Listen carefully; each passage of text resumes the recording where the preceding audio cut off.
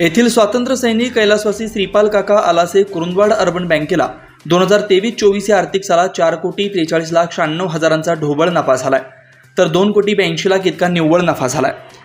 0% net NPA राखण्यात यश आलं असल्याची माहिती संस्थेचे चेअरमन प्रदीप पाटील, ज्येष्ठ संचालक माजी चेअरमन अरुण आलासे यांनी पत्रकार परिषदेत दिले। कुरुंदवाड येथील बँकेच्या प्रधान कार्यालयातील कैलासवासी श्रीपाल काका आलासे सभागृहात सोमवारी दुपारी घेण्यात आलेल्या आयोजित पत्रकार परिषदेत ते बोलत होते। वाईस चेअरमन सुधाकर पाटील, मुख्य कार्यकारी अधिकारी शांतीनाथ कनवाडे आदी प्रमुख उपस्थित होते।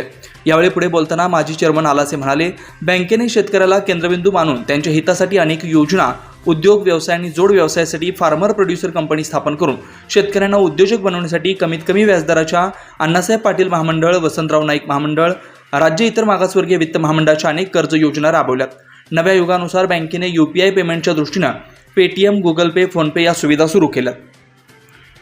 पत्रकार परिषदेत पुढे बोलताना चेअरमन पाटील म्हणाले, सन 2023-24 सालात बँकेचा एकत्रित व्यवसाय 570 कोटी 52 लाख इतका झालाय। अहवाल सालात 352 कोटी 49 लाख ठेवीचं उद्दिष्ट पूर्ण झालंय।